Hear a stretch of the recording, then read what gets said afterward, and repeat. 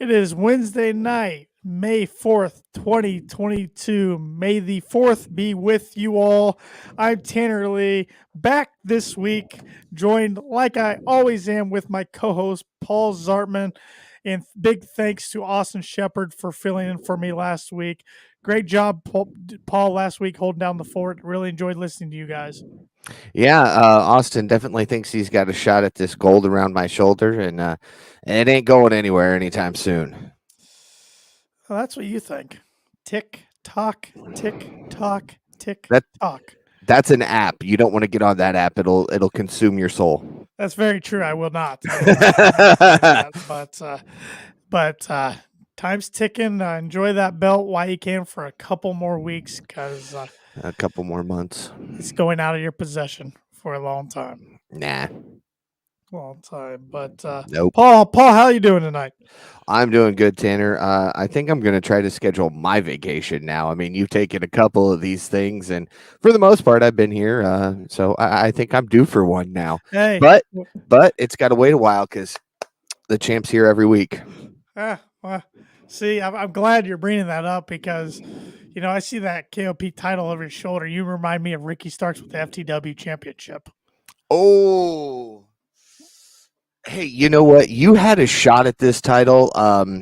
It was off podcast, but you had a shot at this title. I was willing to put it on the line for a Yankees Guardians game, which you would have won if you would have taken the challenge. So yeah, I offered, you declined. So that is true. That is true. So all right, you're a little better than Ricky Starks is when it comes to title defenses. yeah. Plus, let's not forget I put it up on a Rampage too. Yeah, you did. And Adam Cole let me down. So, all right, fair enough. But looking forward to the Double or Nothing preview show we'll be doing here in a couple weeks with you, myself, and Austin, and doing a triple threat of predictions to see who can walk away victorious after Double or Nothing. So, yeah. And speaking of Double or Nothing, the show tonight on Dynamite, we're definitely starting to see what storylines are going into Double or Nothing. We got another match confirmed tonight that we'll be talking about. The Owen Hart Foundation tournament on the men's side, at least the bracket is now complete. Well, we have one mystery Joker opponent for Samoa Joe, which we'll be talking about, but the rest of the matchups are set, so that's exciting. Exciting show tonight.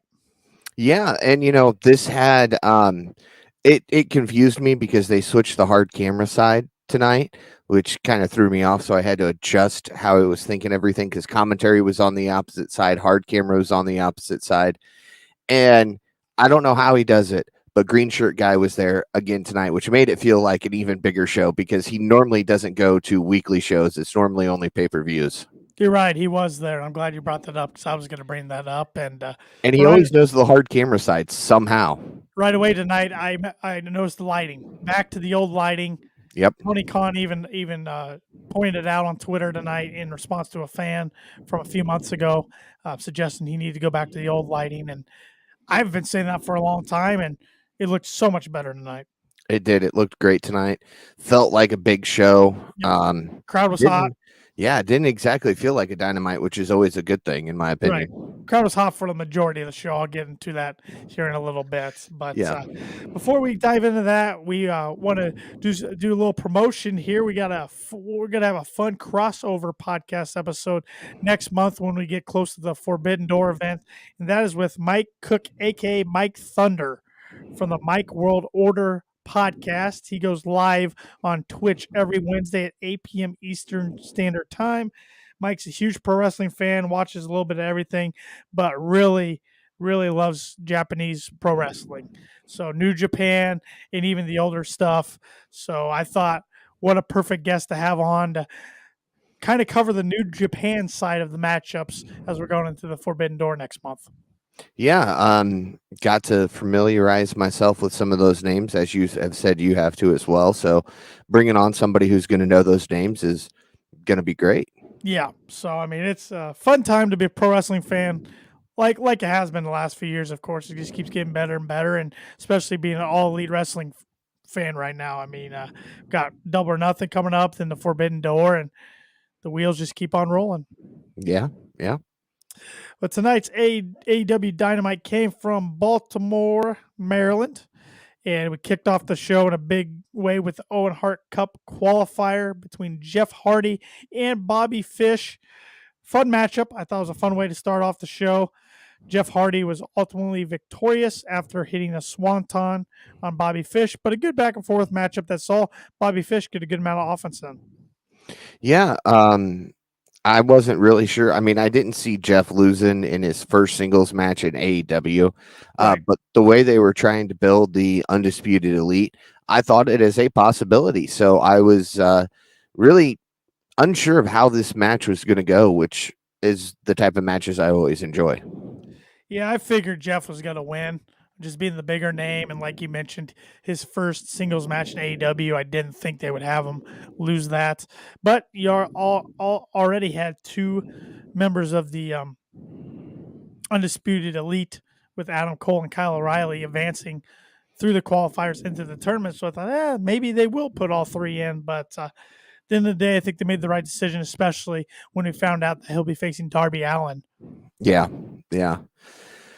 It's going to be makeup versus makeup. I think that's what this match needs to be on the side there. Well, it's a matchup that I think we've all been wanting since Jeff became All Elite. I mean, the comparisons. Everybody compares Darby to a young Jeff Hardy. And Darby's even, been on record saying he grew up idolizing Jeff Hardy. So it's going to be a fun match. I think Darby will get over in that one. I do too. I'll second you on that one. But Austin Shepard brought up a good point last week on the podcast and even tonight during the show. Jeff's changed up that Swanton Bomb a little bit. He lands flatter on him. He used to kind of just roll over, and now it looks like he's just landing flat on them. So I don't know if that's because his body can't handle it anymore or if he's trying to change up the move a little bit, but definitely something to keep an eye on. Yeah, and there's some moves Jeff definitely doesn't hit as well now in his old age as he used to. Still take some crazy bumps. That Falcon Arrow off the top rope tonight from Bobby Fish, that would hurt my back just watching. But I did love Jeff's outfit tonight, pink. I think that was in honor of Owen. Yep. So pretty neat. And Jeff faced Owen young in his career when he was pretty much a jobber. He faced Owen. So very cool to see him in this tournament, and a good way to kick off Dynamite tonight. And then the Young Bucks came out teasing that potential matchup that I think we're going to get. I would say a double or nothing. The Young Bucks Hardys. I think it'll be a double or nothing. Yeah, I mean, we're getting close. There's so much talent, loaded talent roster. I'm trying to figure out who's going to fit where on this card, and there's going to be some good talent that's not on the card, but got to think the Hardys and the Young Bucks could be on there somewhere. See, I wasn't sure if we'd get it there or if they'd try to prolong it a little bit and hit us at all out with it. Yeah, I think it has helped that they've been kind of building on it on BTE. Yeah. So maybe that's how they can fast track it a little bit. But, commentary and everybody's calling it a match they'd love to see, a dream match. Well, we've seen this match before, but it was years ago in ROH in the Ladder Wars, which was a phenomenal match before the night before the Hardys debuted, returned, I should say, in WWE at WrestleMania 33 in Orlando. So, yeah, I mean, run it back while you can. Absolutely. Because eventually those guys are going to be done wrestling. Yep. We then saw a video package with William Regal that aired on social media yesterday, and it was about the Blackpool Combat Club. I thought it was one of the better things AEW's done video production wise. I mean, they always do a good job, but this one was grand slam in my opinion. Yeah. Yep. Speaking of the Blackpool Combat Club, we got them in a trios match up next against the Butcher, the Blade, and Helico. Glad to see him back on Dynamite. His partner Jack Evans TH2 isn't on the roster anymore, isn't with the company, but he still is. So I guess it's part of the AFO, even though I don't think that was brought up at all tonight. But no, it was not. It was just addressed as the trios, and they addressed them the Butcher and the Blade and Helico. Physical match though, and at the end we saw the BCC all begin stomping away on their opponents, each in different locks and submission holds, and Helico eventually tapped out to Bryan Danielson. And our Twitter was blowing up because I asked the question, how great is the Blackpool Combat Club? And everybody seems to say it's either their favorite thing in AEW, favorite thing in pro wrestling, one of their favorite things, the best faction going. And it's hard to disagree with a lot of that. I would say they are my second favorite thing in AEW right now behind Wardlow. Okay. Yeah, I can agree with that. And of course, the way that these guys have already grown together. You had 3 singles competitors because I mean, really, Wheeler Yuta was only used in the Best Friends when they needed somebody to take a pin. Otherwise, it was always in singles competition, and now you've got 3 singles competitors in a trio, in an unstoppable trio. So. I think you and Austin discussed this last week, if I remember correctly. But where do you see these guys as far as the Double or Nothing card? I think we need to find some way to get them on there.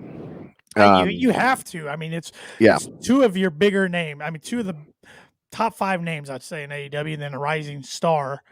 Maybe you do a trios match against the Best Friends. I don't know how Orange's shoulder's doing, but Trent and Chuck are healthy. Yeah, and I think we kind of hit on it last week where even if you've just got somebody ringside, if it's a tag team and Yuta's ringside or Danielson or Moxley or somebody's ringside, I think it'll still work. It gets these 3 guys out there, it gets them on a pay-per-view, and it gets them in front of the crowd. Exactly. I mean, you have to they'll be on the card. It's just even though we found out a lot of directions they're heading towards Double or Nothing, there's still some other ones that I'm kind of scratching my head right now thinking, okay, where are they going to fit in the puzzle? Yep. But I think I don't know. I kind of just talked myself into the trios match against the Best Friends. I kind of like that. All right. I'd be for it. Backstage, we see Jungle Boy tell Ricky Starks that he wants a shot at the FTW Championship before he gives he and Powerhouse Hobbs a shot at the AEW tag titles, and Ricky Starks accepts. So glad Christian Cage called him out for not being a defending champion, because it seems like forever since we've seen Starks defend that thing. See, I'm better than Starks because I'll defend anywhere, anytime. Yeah, and you're not wearing any cheap fake sunglasses. No, not now. I was earlier today. Fair enough. But that's gonna be a fun match next week on Dynamite. Who do you think comes out of that one victorious? Oh, Starks will somehow retain. Okay. So I don't see. I want to say Jungle Boy gets his first individual title in AEW, but I would rather see that being the TNT title eventually instead of the FTW, because I just don't value the FTW title. Not the way they've handled it. It's the Team Taz title. That's really all it is. So it's always going to be on somebody in Team Taz. Yeah, it's I don't know, but in I mean Jurassic Express. I mean, I know we're still a couple weeks away, but who are they going to be defending the titles against that Double or Nothing? Starks and Hobbs. Very well could be. That would make sense. So, yeah, I don't know. I'm just getting tired of seeing Luchasaurus come on TV every week and go, bah! It's like, fun. All right, we get it. I like him in the ring, but I'm over it outside the ring. I don't know. I mean, let's go back to the, double master's degree guy who could teach you anything and everything. Why is he out there going, fun? Yeah. Like give him something. Yeah. I don't know. It was that it all goes back to that. He lost his tail bit on BTE. After that, his on TV stuff just went downhill. I really think after they lose the tag titles, and maybe it's not like right after, but in the next, I don't know, following 6 months after that, I could see them splitting up. Yeah, they need to. I mean, because Jungle Boy's got to get that push. I think Luchasaurus could do fine as a singles competitor. And, of course, Marco's not in the company anymore. Some people are more upset about that than others. Yep, Tanner, we all know you're so heartbroken. You cried for days over that news. I do feel bad for him, how it all went down. He sustained that concussion back in October, then was kind of ghosted.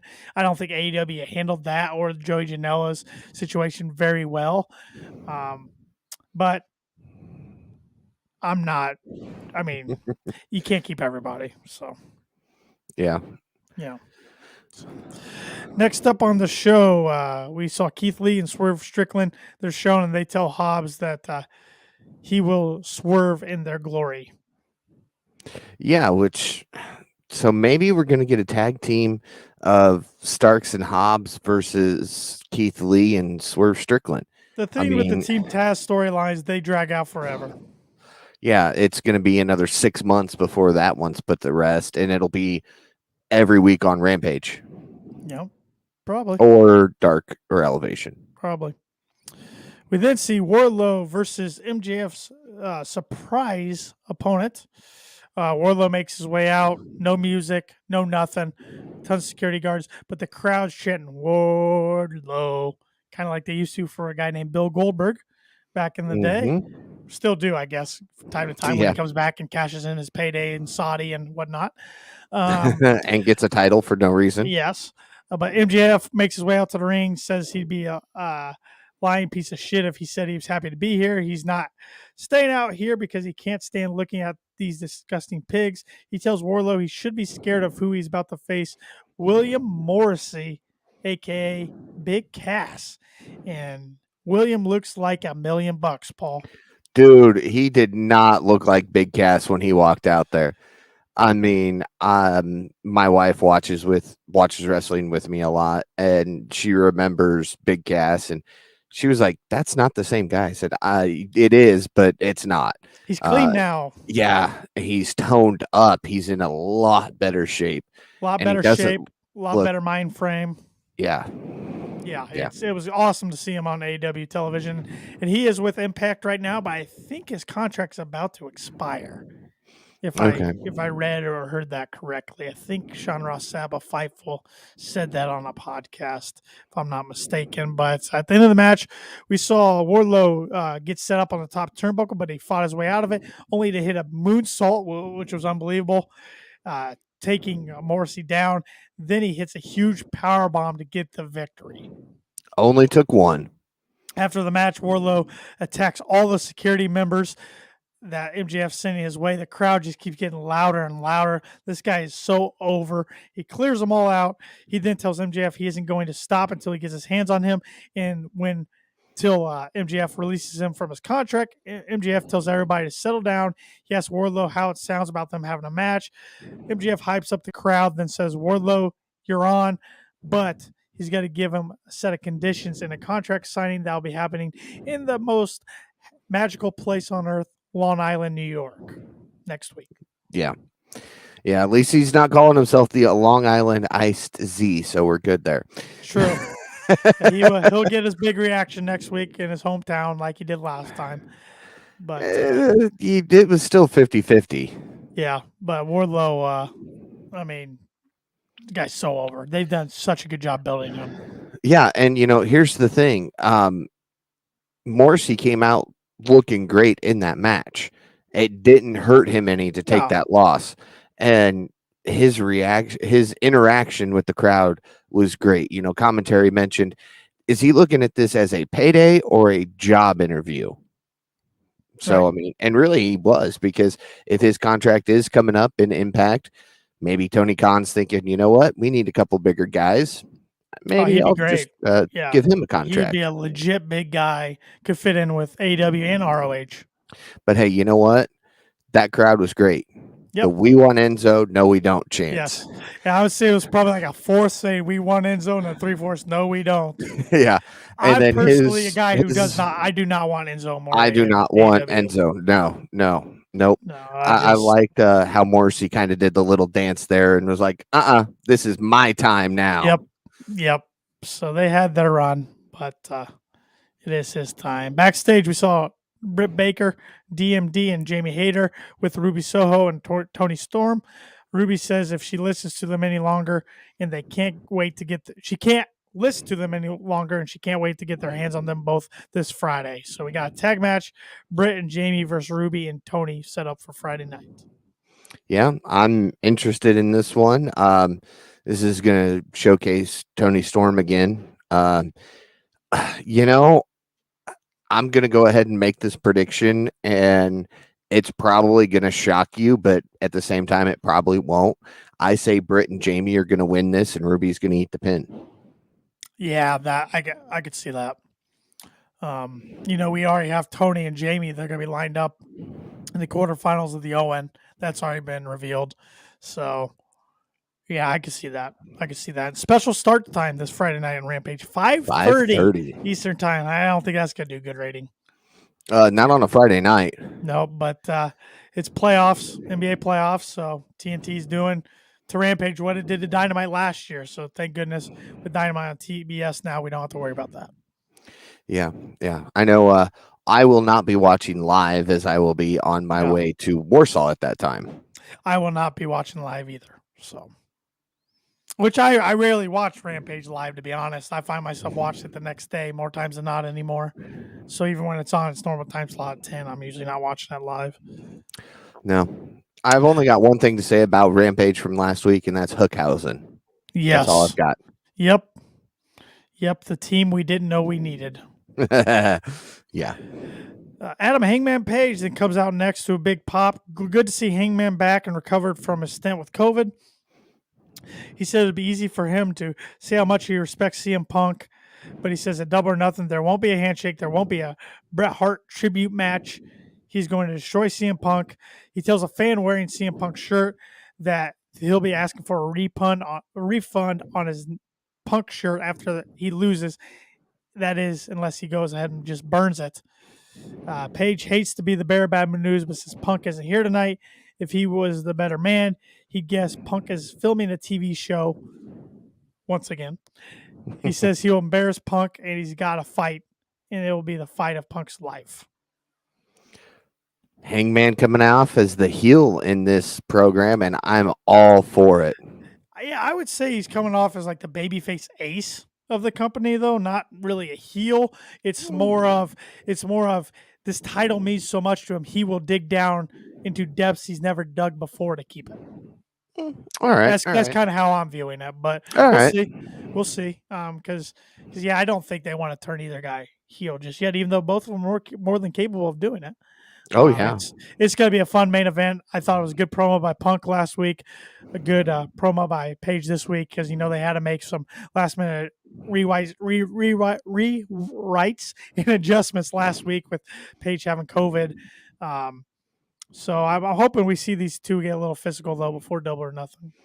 Well, I'm on this predictions kick here, so I'll say next week, Punk will win his match, and then he'll cut a promo. He'll call Hangman out, and the two will kind of face off in a little bit of a promo in the ring after the match. You're probably right. Last time we were in Long Island, we got a big promo between MJF and Punk. So we then see Sanjay Dutt backstage asking where the red carpet was for him, Satnam Singh, or Jay Lethal. Jay then calls out Kanazuki Takashita, I believe is how you pronounce his name, who he'll be facing on Rampage. He came over last year in the House Always Wins event, I think it was called, that they did that live event and at Daly's Place last year on that Friday, the only house show AEW done. Yeah. And then he's also been on Dark lately too. So he is back in the States. Really impressive young talent. So that'll be a fun match between him and Lethal on Friday. Yes, it will. Up next, kind of a grudge match between Santana and Chris Jericho. This was one match I just couldn't really get into tonight. It kind of was flat for me. Kill the Judas music. If you're going to be heel, you cannot have the fans singing along every single week. I do like how they update the voiceover every week. But well, yeah. Yes, I don't see him killing it. I think they would have done it by now. I don't think it's the right move, but no, they need something else. Yeah, it's I don't know. It is what it is. At the end of the match, we see Santana get distracted by the JAS who's on the ring apron. That allows Jericho to hit a low blow and then a Judas effect for the win. After the match, the JAS ends up laying out Santana and Ortiz with a 5-on-2 attack. No Eddie Kingston this week as he got a fireball to the face last week. Yeah, so he's recovering. Yes. Those eyebrows, Yes. They just burn them right off. He said he wanted to trim them. Instead, they burn them off. I guess, when you can't trim them, you burn them, right? Yeah, I guess. So it's I mean, this match was fine. I just thought I had a little higher expectations for it, I guess. And I don't think it delivered for me. You call it a grudge match. I expected color from somebody. Yeah. And Yeah. I'm sure Santana would have taken it with no problem. Right. So, Right. So I mean, we're definitely gonna get some sort of match. I still think it's like a 5-on-5 type match, double or nothing, and Santana Ortiz and Eddie find two partners. I could be wrong, but I think that's where it's going. and then they don't announce it ahead of time. So, Jericho's on the mic ahead of the match going, you realize this is 5-on-3. This isn't fair. You guys are going to lose. We've put that hit out on you and we're going to cash in tonight. And at that point, you got the two guys to come down and Eddie cuts an Eddie promo saying, nah, look, we're smarter than you. We found two guys, but we didn't tell you ahead of time. Yeah, I mean, they could do a trios match, but I mean, I feel like we've been there, done that already with this feud. So, yep, we will see. Yep.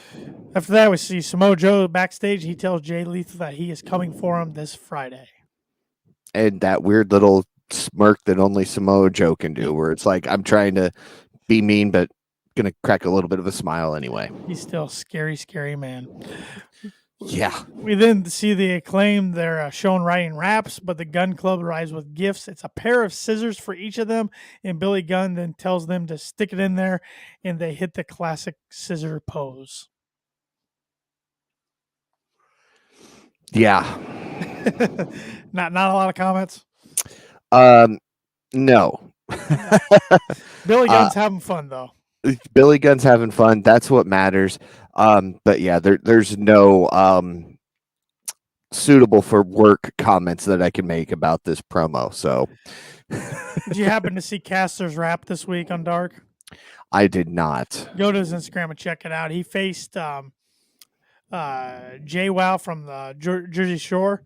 Her either boyfriend, fiance, or husband. I'm not sure. He faced him.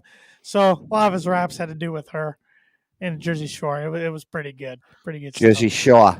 Jersey Shore. Come on down to the Jersey Shore. Yeah, it was good stuff. So we then see the Varsity Blondes call out the House of Black, which is just a death sentence. Why would you do that? And before we get into this, I think Excalibur had a brain fart here because you've got the camera guys introing Jonathan or showing Jonathan there with his nameplate up as Excalibur's going, Brian Pillman had these words for House of Black earlier. And then we're live in the ring and Brian stands there for, 10 seconds before he says anything. I'm like, yeah. Okay. Yeah, they showed John Harbaugh twice and referred to it 2 or 3 times the night that he was Brian Pillman Sr.'s roommate at Miami, Ohio, where they played football together. It's like, okay, you've told us 3 times. I thought maybe House of Black was going to attack him or something, which would have been kind of cool. Yeah, that's what I was waiting for. They were just going to pop up behind him in the middle of the promo or something and just drop him. So I like when they do that stuff, get celebrities or sports figures and athletes to participate like that. I'll never forget. I think it was the 2003 Survivor Series in Dallas. Randy Orton RKO'd Dallas Maverick owner Mark Cuban. That always stuck with me. I thought that was so cool that Cuban was such a good sport about it and wanted to do that. So, but sometimes you got to be careful with your celebrities because you might end up with a world champion celebrity that nobody ever saw coming. David Arquette. Well, yeah, that's another issue. That's yeah, we could do a whole podcast on that. There's been plenty of podcasts done on that, but we could do a podcast on that. But Pillman Jr., Brian Pillman Jr., standing in the ring, claiming he is a humbled young man. He's humbled by their encounter with the House of Black many months ago, as that poisoned the mind of Julia Hart. He says everything they have ever fought for has been turned against them over recent times. Pillman Jr. says he's got comfortable. The group lost their enthusiasm, which is when the House of Black drove them apart. But instead, now it's a new day, and he feels enthusiastic about keeping the group together and tells them to fight. The trio make their way down to the ring, the House of Black, that is. Rather than having a match, they just lay out the tag team, which it wasn't a match. It was just they called him out. Yeah, it was a segment. We saw Malachi stare down Julia Hart in the corner. Buddy Matthews then brought her across the ring. Brody King gave her a chair. This is after they hit a few moves on the Varsity Blondes. She goes to hit Griff Garrison. I almost called him the other Pillman. Griff Garrison with it, but she decided she couldn't use it. So Aleister Black ripped away the eye patch and screamed at her. The trio then talked trash to her until the Death Triangle appeared and they chased off the House of Black. This was Malachi Black. I called him Aleister Black, didn't I? Yes. Yeah, but you could have called Griff Tall Jungle Boy and everybody still would have known who you were referring to. So who's Griff Garrison again? Yeah. Yeah, this segment, I don't know. Brian didn't seem comfortable on the microphone. He stumbled a lot. He tried to get ahead of himself. Aren't very good. I hate to say it. Griff was patting him on the back and boosted him up at the wrong times. I mean, I'm intrigued. Julia. I'm intrigued by the Julia spot. I mean, we've been talking about this for weeks, and they finally kind of did something with it. But then, the Death Triangle stuff, I'm like, we've seen this. I'm like, can't we get the House of Black and something different? I mean, I feel like Malachi needs to be in a bigger story. I mean, Buddy Matthews, can't we get a singles match out of him or something? I don't know. I want to see these guys in matches. Yes. And I just don't feel like we're getting them. See, here was my takeaway from that. Okay. If you watch last week's Dynamite, the Black wasn't as far down on Julia. It was a lot further down tonight than it has been the entire time since it happened. Right. Again, she's in all black under the Varsity Blondes jacket. Right. We say we're going backstage, then we don't go backstage. Then we eventually finally do go backstage. We come back. Rey Fenix is standing in the ring with Death Triangle, and Julia starts to look like she's angry. She went from crying up against the ropes to angry while we were backstage. And nobody caught that, I don't think. Yeah, I think it's, if they're smart with their storytelling here, she couldn't go through with the chair shot against Griff. It's kind of like she's in between a place of light and a place of dark, like good and bad. Yep. And if I would love to see like her kind of do two different characters. Yeah, I'm okay with that. But we'll see. I think they could go in a lot of different directions with it. Yeah.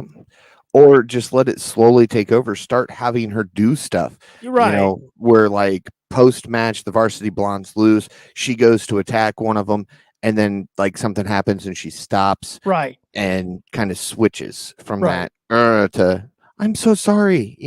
We'll get him next time, guys. Let's go. Right.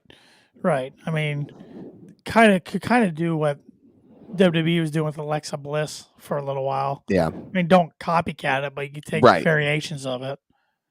So we'll see. We'll see where that goes. Yep. But I just kind of want to see the House of Black in more of a big feud. I mean, I know Penta, Rey Fenix, and Pac, they're great wrestlers. I mean, they're big time stars, but I'm like, we've seen this. And they just keep dragging certain things out. But. So, okay, let me ask you this before we move on. Mm-hmm. They're moving up the rankings in the tag team division. Who do you want to see as the tag team? Do you want to see Buddy and Black, Buddy and King, Black and King? I think Malachi and Brody make the most sense because they're powerhouses and they have that history of being a tag team. But I don't think you could go wrong with a combination of any of them. Okay. I think Malachi's too big of a star not to have gold on if he's part of the group. If he wants gold, that is. True. Hey, he told you he wanted it. Yeah, but he said that was never his. Of course he wants it, but everybody does. That's not what he's there for. Right.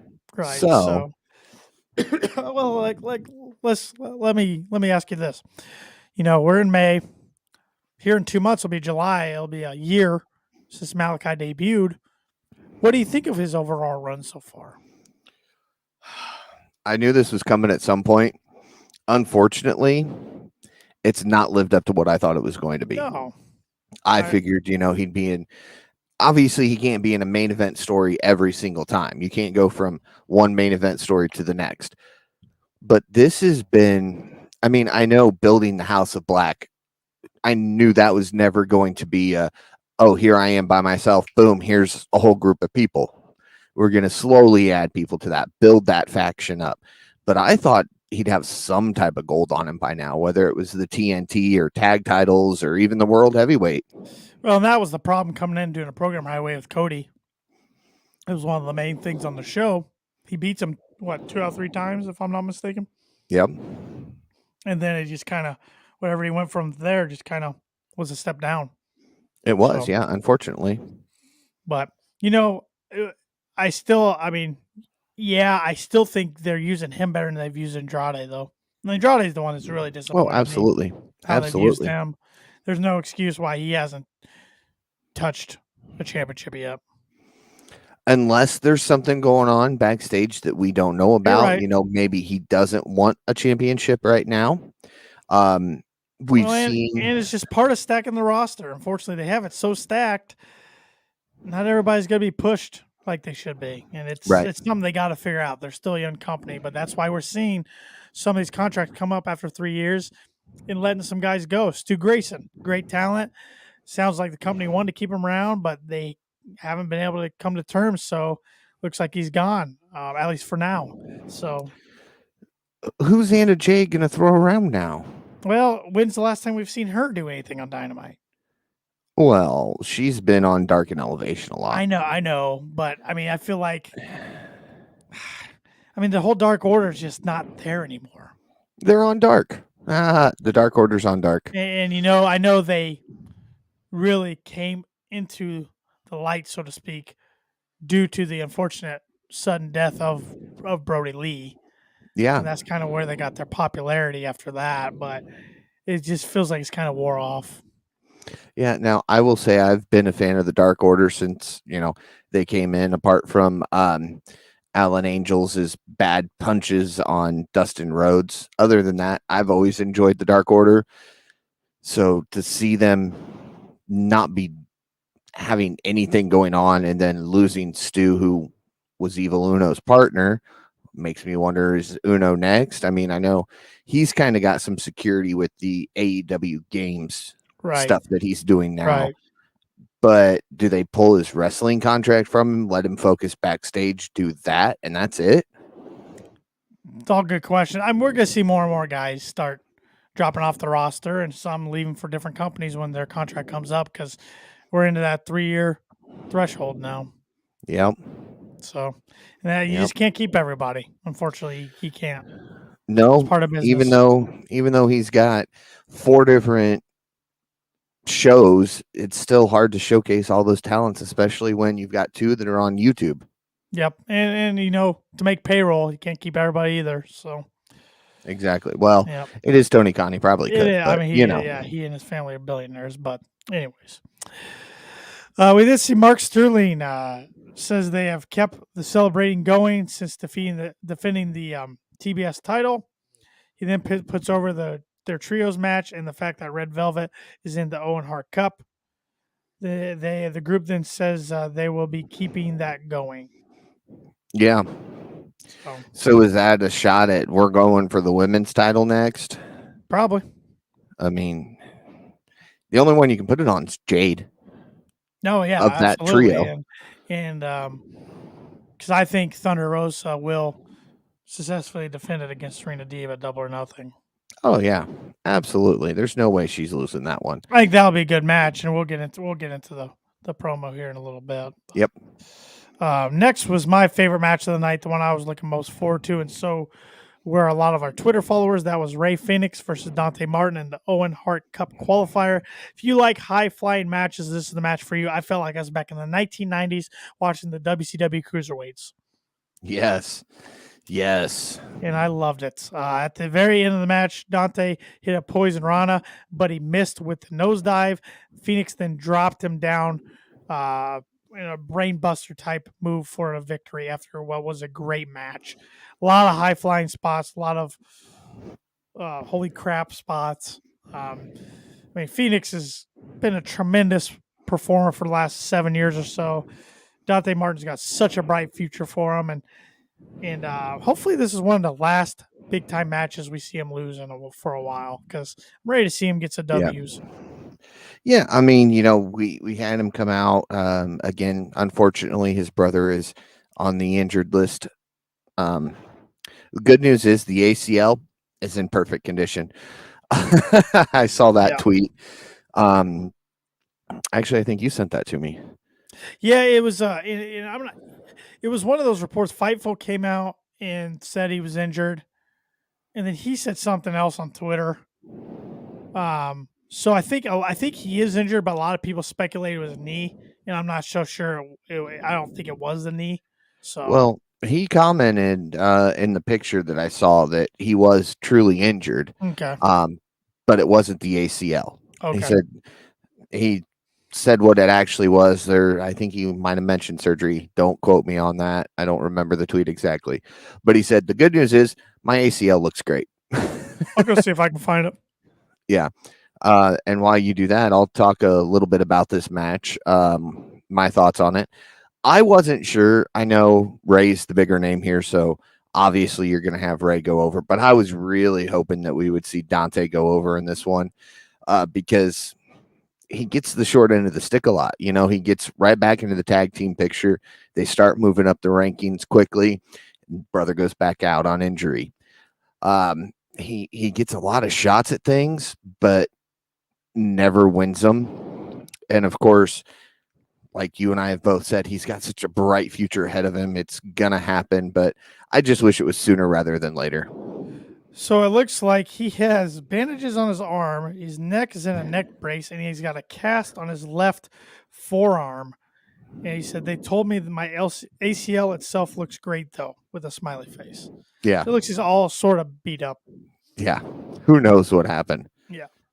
But I was in the same position as you, Paul. I figured Ray Phoenix would win this match, being his first return match. First match he's had since that nasty bump he took back in January, where I thought for sure he fractured his arm. But it was just a fun match to watch. I knew it was going to be the show-stealing match, and it delivered big time. Ray, right after the pin, Ray leans over, rolls over on him and talked to him for a couple minutes, made sure he was good before he got up to celebrate, and then celebrated with him afterwards, lifted him up as he was telling him, great job, great sportsmanship between these two. I'd like to see these two work again together in the future. Yeah, 100%. 100%. Yeah, it's lost my train of thought there. But but this is what I love about AEW. We got a match like this week that was a classic in my opinion. It was all high flying. Last week we got an absolute classic between Dax Harwood, Cash Wheeler. That was not a high flying match, even though they had some high spots. But that's what I love. I mean, different styles. There's something for everybody in AEW. No matter what kind of style of wrestling you like and what appeals to you, you can find it. Yes, absolutely. We then see Thunder Rosa come out, women's champion Thunder Rosa, and she calls out number one contender Serena Deeb. They have a little war of words. Serena Deeb pretty much tells Thunder Rosa that she's going to have the shortest reign in AEW history because of Double or Nothing. She's taking the title. Besides that, I thought Serena's mic work tonight was a little choppy. Yeah, and that shiner, they tried to hide that shiner, but it's there. There's no hiding that. She caught a stiff shot from Akira Shida last week. Yeah, an accidental shot at that if you go back and watch it. Yeah, so I see Shida's got a new look with her hair now. She debuted this week. Yep. We then get the main event for the undisputed ROH Women's World Championship. Mercedes Martinez versus Deonna Purrazzo, making her AEW debut. She's one that's definitely kicked down the forbidden door and been in promotions all over the place. Ring of Honor, Impact, NWA. Yep. This was a good match. These two really have a lot of chemistry together. Unfortunately, the crowd never really seemed to be into it. I think the crowd kind of died with the promo between Rosa and Deeb before that, it seemed like. Yeah. I mean, the crowd was hot all night up until that point, and then it just kind of faded away. But in the end, we see our Mercedes Martinez get the win as she locked in a submission and made Deanna tap out. Yeah, this went right up till the Dragon Sleeper, I should say. Okay. This went right up to the very last moments. I almost thought, because they had mentioned that they were going to go over if need be, and I thought we were going to see it. Yeah, but, I thought we might get a little run over. Yeah, even just if it was 5 minutes, so what? I'd have been okay with that. But good match. I was surprised it only got 12 minutes or so.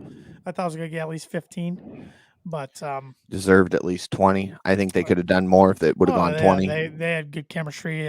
Deanna Peraza was so smooth in the ring, and I'm glad Mercedes went over, because that's justifying that pickup, in my opinion. Yep. They're putting her in the spotlight, and I think that's the great thing about Tony buying ROH, which became official today. The sale became official today, so he's officially the owner of ROH today. And his first ROH match is unifying the women's championship. Yeah, and look at the title holders. You got Mercedes Martinez.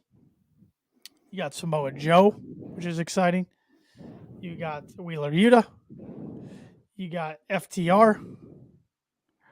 And you got Jonathan Gresham. Yep. Pretty good. Now, here's my question for you. It is officially official. ROH had a 6-man. Is that how we're going to get our 6-man tag team? That's interesting, because he said he was going to get a trios title in AEW on one of the, I think it was on the media call before Revolution, and he kind of said he wanted to get it when Kenny Omega comes back, which we don't know when that's going to be. Yeah. I'd almost like to see both companies have it. So would I. I mean, go ahead and just introduce it, because there's enough trios within AEW alone. Yeah, you can have 2. Yeah. So. Yeah, you could have, even if they're both mainly on AEW, as we still work out the kinks with ROH as to television deals. Yeah, if they get one. Yeah. Well, maybe it'll be HBO Max.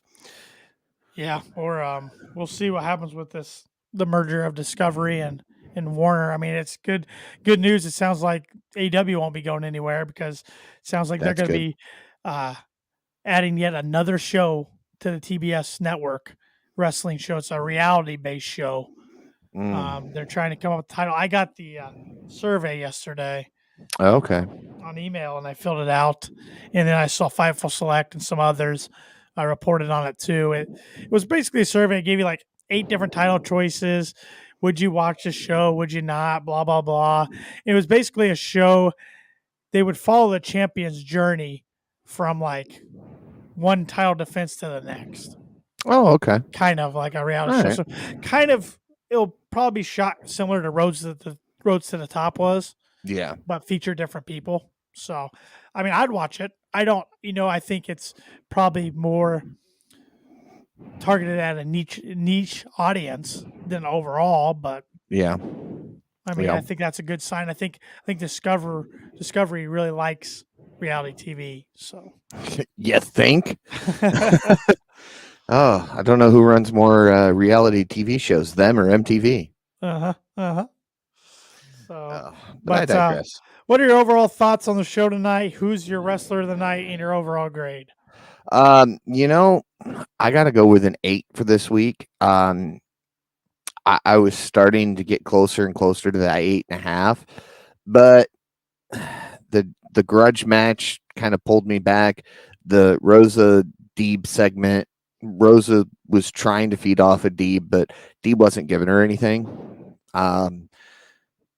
Yeah, so I'm going to go with an 8. I mean, both ladies worked their tails off and worked well together, but the crowd just not being into the main event just kind of took the air out of it for me a little bit. What I'd almost like to have seen is reverse those last 2 segments. Put the ROH Women's Championship match on, have that end. Rosa comes out to congratulate her, because obviously those two have worked together a lot. And then have Deeb come out and challenge her. Yeah.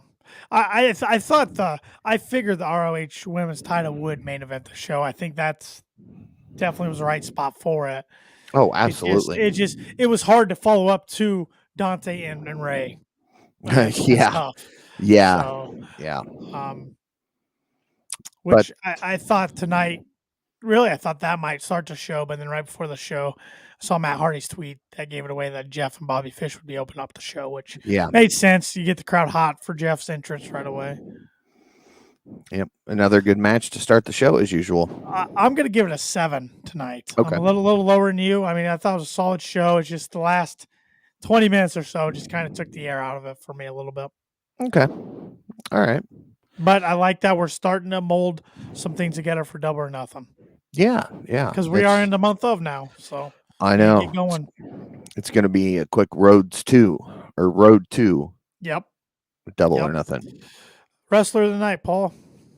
I'm going with Ray Phoenix.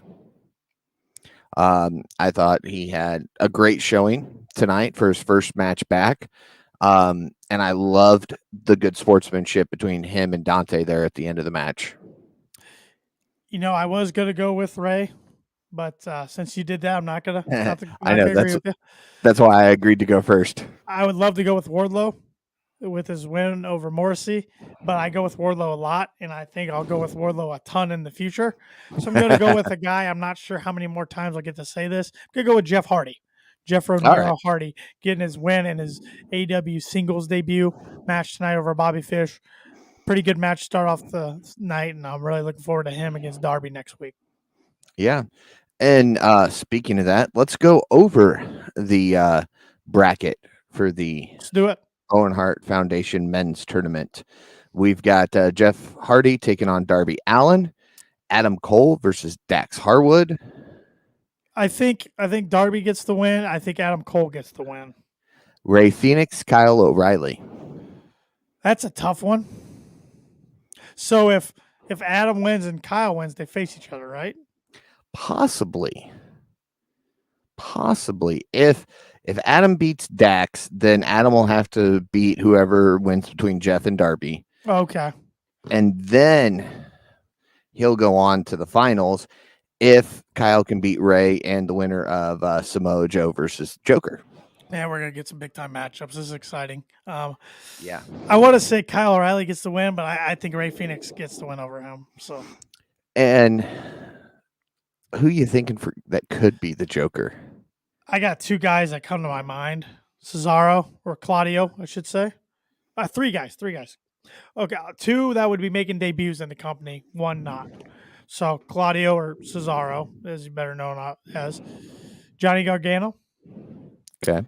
Or returning Miro. Okay. Because Miro's been, I think he was injured for a little bit, and then he's been filming some stuff. So yeah, he has. Miro, Samoa Joe. My God. Oh man, that'd tear the house down. That would tear the house down. Who do you think? You know what? I can't top the 3 guys you named, so I'm just gonna go with those 3, and any of those are gonna be a great matchup. You know, he could pull somebody from New Japan and start getting promotion going for the Forbidden Door. He could, but somebody from ROH. Yeah, talent we haven't seen yet. Yep. But yeah, I think Joe's going to the finals. Unless Cesaro shows up, then I would love to see Dax Harwood make a huge run in singles just with his love and appreciation for Bret Hart, but I don't see him getting past Adam Cole. No, I really don't. Cole's too hot right now. I think it would make sense if Cole got to the finals. Yes, yeah. I think no problem. On that side of the bracket, you've got Cole going to the finals. Yeah. But on the other side, man, I cannot. I mean, without knowing who the Joker is, it's hard to pick. Well, and Joe's already got a title. So I feel like they won't have him win at all. And with this feud with Lethal and Dutt and Singh, I feel like those guys are going to screw him over. Yeah, that's where I was going. Maybe it'll be like some little guy. We listed off big guys. Well, Gargano. But you got 2 big guys and 1 little guy there. I think somehow it'll be some little guy making a debut that, Joe's going to beat this guy, no problem. And then Lethal's going to cost him the match. Yeah, it'll be interesting. I like the Joker aspect of it though, Yeah. because I assume we're gonna still get some sort of ladder match Double or Nothing with the Joker. Maybe we won't. Maybe this takes place of that. Yeah. Who knows? I don't know. Who knows? I don't know. I think there's a lot of fun things. I mean, I don't think we're gonna get a Stadium Stampede match, but I still think we're gonna get blood and guts at some sort of Dynamite this summer. Mm-hmm. Maybe that's in St. Louis on I think June 15th, because Tony promised St. Louis something big next time they came to town, because he felt so bad that Full Gear was supposed to be there originally and then it got relocated. So maybe they do that, but that's getting pretty close to the Forbidden Door. I don't know if they do those two events so closely. Yeah, and doesn't sound like Kenny's ready to come back, so No, can't have Kenny return in St. Louis. no. I think it's gonna be a little while till we see the Best Bout Machine. Yeah, unfortunately. But he's been in the news lately though with some video game stuff. There's some more that thing images looks released great. today. The images look great. Some of the reports were kind of concerning. I was seeing. I think it was Wrestling Purist on Twitter was reporting some stuff that there's some friction between Kenny and AEW and Ukes, who's creating the game. Because Kenny knows they got to hit a home run with this thing. They have $10 million wrapped up in it. It's taking a while. They want to make sure it's right, because this isn't going to be a yearly game. This is going to be a game that comes out, then you have some DLCs to come with it. I think the roster's got to be maxed out at about 50. So there's going to be some talent that's joined the company recently that probably won't be on the game. And it sounds like there's been some things where they were planning on having it in the game, and now they're a little over budget, so they're having to cut some stuff out of the game. That's kind of always concerning. But at the end of the day, I mean, yes, I want the game to look good. Don't get me wrong, but I want a fun pro wrestling game. And I haven't played a wrestling game since, I don't know, 2K. I don't even know what number it was. 16, maybe 17. This year's is the only one that I have. 2K22 is the only one I don't have or haven't played. But yeah, I don't even get it for a whole lot of the gameplay. I get it for universe mode so that I can kind of act as the general manager, which 2K22 brought back. But a lot of people are complaining about it being terrible. So my favorite wrestling game ever was SmackDown Here Comes the Pain with Brock Lesnar on the cover. I played that. I played the disc. I wore it out. Let's just say that. That was fun. I miss when that, or even on the Raw versus SmackDown games, when you hit the finisher, it was like a big time move, or they do replays of it. I feel like the wrestling games have got away from that. I love the realistic element, but I want it to be fun. I would still want it to be a video game at the end of the day. Well, it's realistic until your player's arm gets stuck in the ropes and bends and twists and comes out of your head instead. So right. So I think I'm excited. I'm definitely going to get the game when it comes out. As long as it's on a format or on a platform that I have. I'm sure they'll make it on quite a few platforms. I hope so. I hope so too. But it is AEW Fight Forever. It looks like it's gonna be the title. So yeah, excited for it. You make a good solid game. All you need is DLC and updates. You don't need to release a yearly game at that point. Right. I mean, I'm a big time Madden player, but and I understand why they have to do yearly ones. Oh yeah. Even though they could do DLCs with or just import draft classes and stuff, or rookie classes, but because year to year there's not much changes within the game, even though I play it every year and I love playing it, but I'm like, yeah, this year's game is pretty similar to the previous year, so yep. But I have my trust in AEW, but I was a little concerned when I was reading that today, some friction with AEW and Kenny towards with Ukes, the partnership. So right. And see, that's the other thing. They talk about wanting to have this good game, but they are up against WWE. They say they're not competing, but this is one where they are competing, because yes. WWE releases games yearly. Right. They get better engines every year. AEW has to hit this out of the park. Yeah, there's too much money invested, too much time, too many kind of hype and promises, and this is a way to get new fans. You can get new fans if you got a good game. And to be honest, I didn't play the poker one. I know you did, or the first one they released. I heard that was just for a little bit. I heard it was a major flop. Yeah.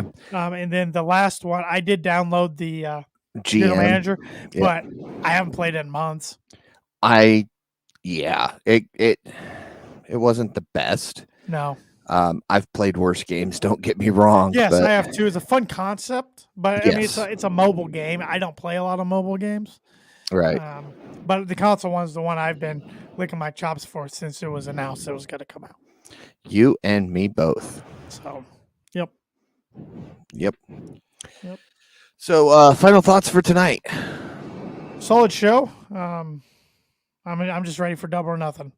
I'm ready to see what the card's going to be. Then get to the Forbidden Door. I mean, it's just big show after big show. Even Dynamite's always feel big. That's the thing I love about AEW. Tony Khan does a good job giving us big matches. I mean, next week, I'm already looking forward to Darby and Jeff. That's going to be a fun one. So, fun show. I mean, not a perfect show by any means, but a good show. Absolutely. I agree with you 100%. I'm looking forward to Double or Nothing. Retaining my title. It's going to be a title that you're going to pry out of my dead cold hands. Let's just put it that way. You're going to make me have to cut a vignette before that episode. You know that, right? Well, needless to say, I ran into Austin Shepard, who will be joining us in this triple threat match as we were walking back from lunch today, and I made the gesture. He knows. I've got the belt. It's mine. I love it. No, I heard the smack talk last week from both of you. I got mental notes. Don't think we're one ear in one ear out the other. So I got little Tanner's gonna blow us out of the water. Huh? Hey, Rey Mysterio did at WrestleMania 22, so little guys can get it done. All right. Well, see, it's a little different. We're not in the ring. You've got to get things right. I'm no cruiserweight in the ring. I can't jump around like those guys. I'd be in trouble. So, no, I just have to put my faith in that you're not gonna have a perfect card this time, like you did at Revolution. Don't bet on MJF. There, I'll give you some advice. But the interesting thing is, I would rather be in your position than Austin and I's position, because Austin and I are gonna have to take a gamble on a match or two. Have to. Yeah, because if we end up guessing the same results with the same confidence points on pretty much everything, I mean, even if we guess the exact same results, I retain the title. Right. So you got to take a chance. Champion's advantage here. Oh, yeah. I think it's champion's advantage every single time. But that's what makes it fun, because then if you aren't able to get it, then now you got a good chance to retain it for a while. So, yeah. If I can defend in a triple threat match, I'm golden. Well, and I'll say this right now: if I'm to win at Double or Nothing, I'm putting it right back on the line at Forbidden Door. So. And I'll accept your challenge. Yeah. And if I win, it's right back on the line at Forbidden Door. Yep. Because so quick turnarounds. Yeah, quick turnaround instead of a little time off between Double or Nothing and All Out. So yeah, unlike Austin, who is going to make me acknowledge him as champion at Functified Wrestling Federation's match at the Moose Lodge in Rochester on June 19th. Yep. So, well, no, I guess it would still be before Forbidden Door. So it would. It's close, but it was right before it. So. Yep. The KOP Predictions Championship might just have to show up at that show one way or the other. Well, yeah, I mean, it could show up on one of three of our shoulders. So, yeah.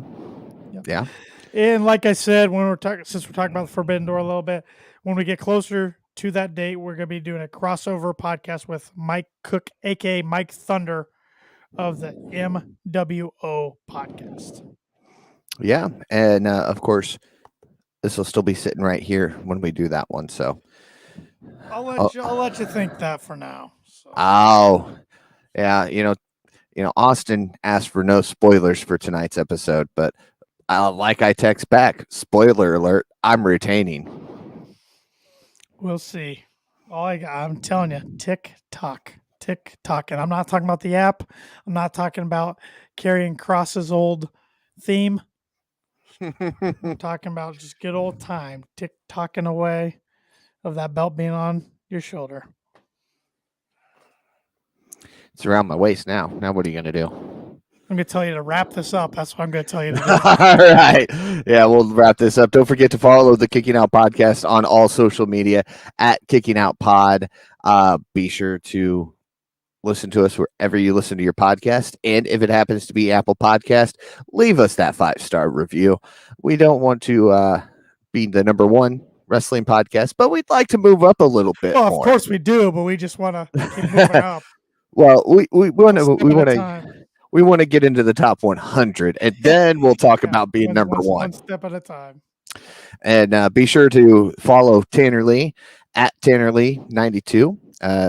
Looks like he'll be here for at least the next few Kicking Out podcasts with us. So I'll be here a while. And be sure to follow myself at Paul Zartman 921 on all social media. Don't forget to check out our merch stores. You can catch those links in the bio on all of our social media. And with that, for Tanner Lee, I'm Paul Zartman. Join us again next week as we kick out yet another podcast.